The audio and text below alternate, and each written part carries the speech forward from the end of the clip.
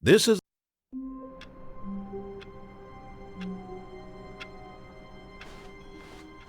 all of his co-workers were gone. What could it mean?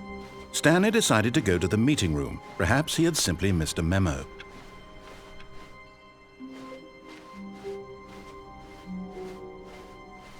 When Stanley came to a set of 2 open doors, he entered the door. This was not the correct way to the meeting room, and Stanley knew it perfectly well. Perhaps he wanted to stop by the employee lounge first, just to admire it. Ah, yes, truly a room worth admiring. But eager to get back to business, Stanley took the first open door on his left.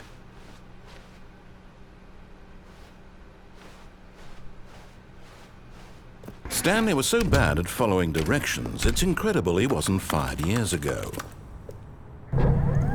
Look, Stanley, I think perhaps we've gotten off on the wrong foot here. I'm not your enemy, really, I'm not. I realize that investing your trust in someone else can be difficult, but the fact is that the story has been about nothing but you all this time. There's someone you've been neglecting, Stanley.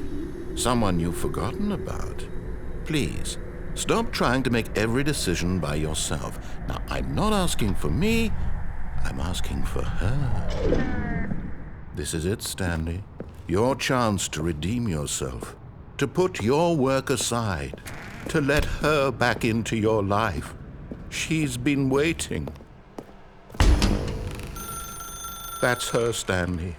You need to be the one to do this, to reach out to her. If you can truly place your faith in another,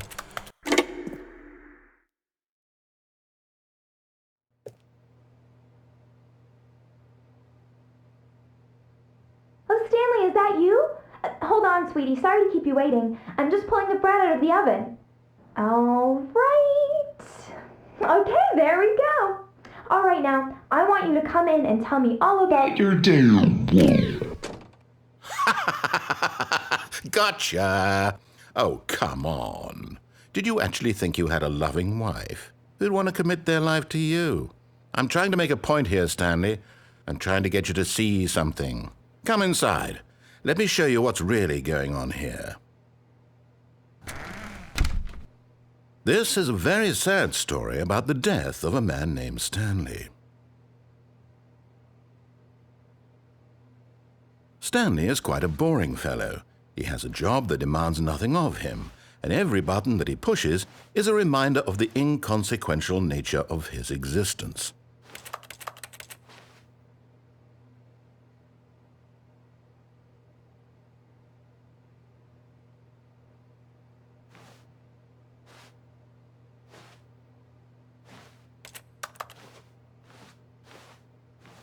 Look at him there, pushing buttons, doing exactly what he's told to do.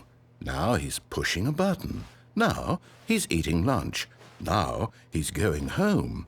Now he's coming back to work. One might even feel sorry for him, except that he's chosen this life.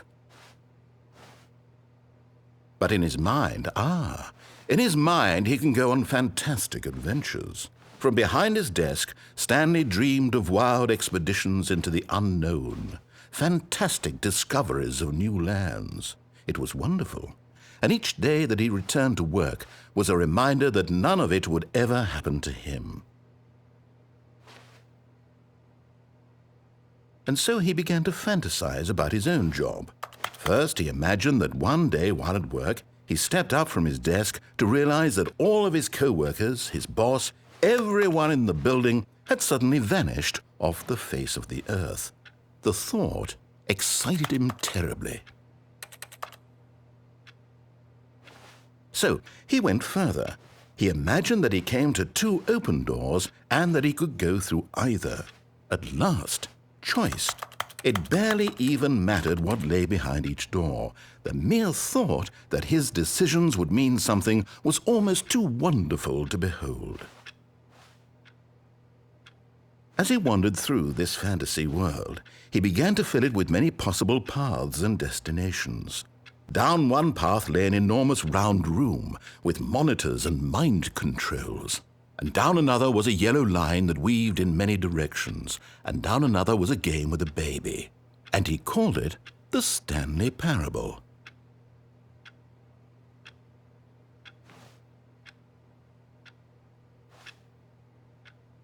It was such a wonderful fantasy, and so in his head he relived it again, and then again, and again, over and over, wishing beyond hope that it would never end, that he might always feel this free. Surely there's an answer down some new path, mustn't there be? Perhaps if he played just one more time. But there is no answer. How could there possibly be?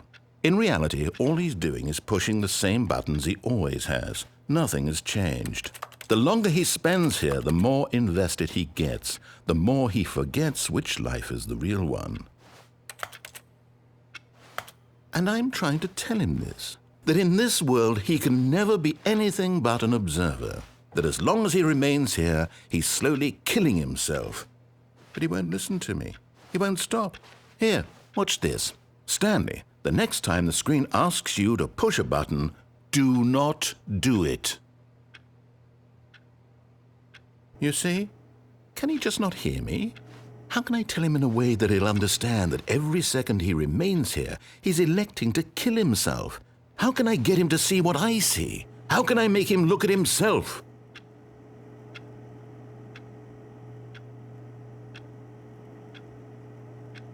I suppose I can't, not in the way I want him to. But I don't make the rules. I simply play to my intended purpose, the same as Stanley. We're not so different, I suppose. I'll try once more to convey all this to him. I'm compelled to. I must. Perhaps, well, maybe this time he'll see. Maybe this time. And I tried again, and Stanley pushed a button. And I tried again, and Stanley pushed a button. And I tried.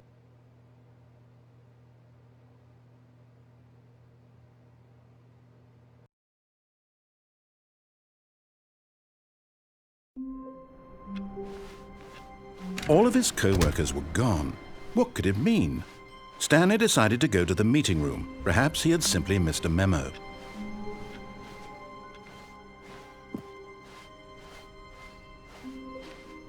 When Stanley came to a set of 2 open doors, he entered the door on his left.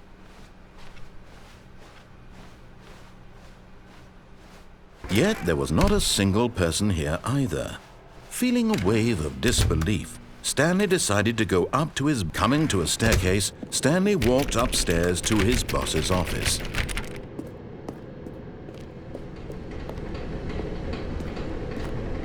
But Stanley just couldn't do it. He considered the possibility of facing his boss. Admitting he had left his post during work hours, he might be fired for that.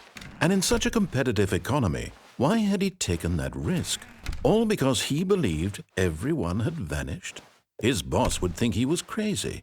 And then something occurred to Stanley. Maybe, he thought to himself, maybe I am crazy. All of my co-workers blinking mysteriously out of existence in a single moment for no reason at all? None of it made any logical sense. And as Stanley pondered this, he began to make other strange observations. For example, why couldn't he see his feet when he looked down? Why did doors close automatically behind him wherever he went? And for that matter, these rooms were starting to look pretty familiar. Were they simply repeating? No, Stanley said to himself, this is all too strange. This can't be real. And at last, he came to the conclusion that had been on the tip of his tongue. He just hadn't found the words for it. "I'm dreaming!" he yelled. "This is all a dream." Oh, what a relief Stanley felt to have finally found an answer, an explanation. His co-workers weren't actually gone. He wasn't going to lose his job. He wasn't crazy after all. And he thought to himself, I suppose I'll wake up soon. I'll have to go back to my boring real-life job pushing buttons. I may as well enjoy this while I'm still lucid. So he imagined himself flying and began to gently float above the ground. Then he imagined himself soaring through space on a magical starfield, and it too appeared. It was so much fun, and Stanley marveled that he had still not woken up. How was he remaining so lucid? And then perhaps the strangest question of them all entered Stanley's head.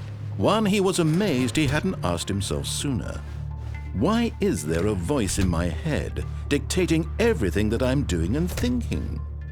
Now the voice was describing itself being considered by Stanley, who found it particularly strange. I'm dreaming about a voice describing me, thinking about how it's describing my thoughts, he thought. And while he thought it all very odd and wondered if this voice spoke to all people in their dreams, the truth was that, of course, this was not a dream.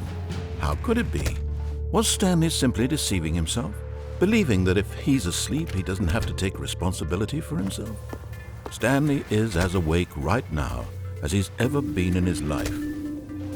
Now, hearing the voice speak these words was quite a shock to Stanley. After all, he knew for certain, beyond a doubt, that this was in fact a dream.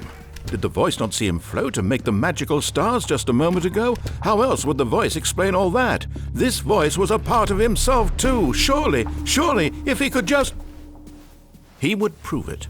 He would prove that he was in control, that this was a dream. So he closed his eyes gently, and he invited himself to wake up. He felt the cool weight of the blanket on his skin, the press of the mattress on his back, the fresh air of a world outside this one. Let me wake up, he thought to himself. I'm through with this dream. I wish it to be over. Let me go back to my job.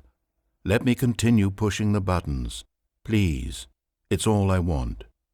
I want my apartment and my wife and my job. All I want is my life exactly the way it's always been. My life is normal. I am normal. Everything will be fine. I am okay.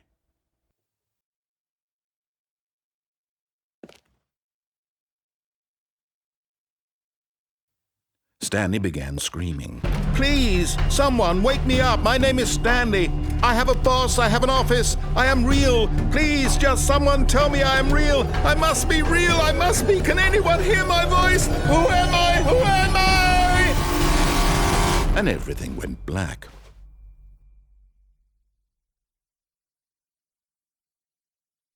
This is the story of a woman named Mariella. Mariella woke up on a day like any other. She arose, got dressed, gathered her belongings, and walked to her place of work. But on this particular day, her walk was interrupted by the body of a man who had stumbled through town talking and screaming to himself, and then collapsed dead on the sidewalk. And although she would soon turn to go call for an ambulance, for just a few brief moments she considered the strange man. He was obviously crazy, this much she knew. Everyone knows what crazy people look like. And in that moment, she thought to herself how lucky she was to be normal. I am sane. I am in control of my mind. I know what is real and what isn't. It was comforting to think this, and in a certain way, seeing this man made her feel better. But then she remembered the meeting she had scheduled for that day. The very important people whose impressions of her would affect her career, and by extension, the rest of her life. She had no time for this, so it was only a moment that she stood there, staring down at the body. And then she turned and ran.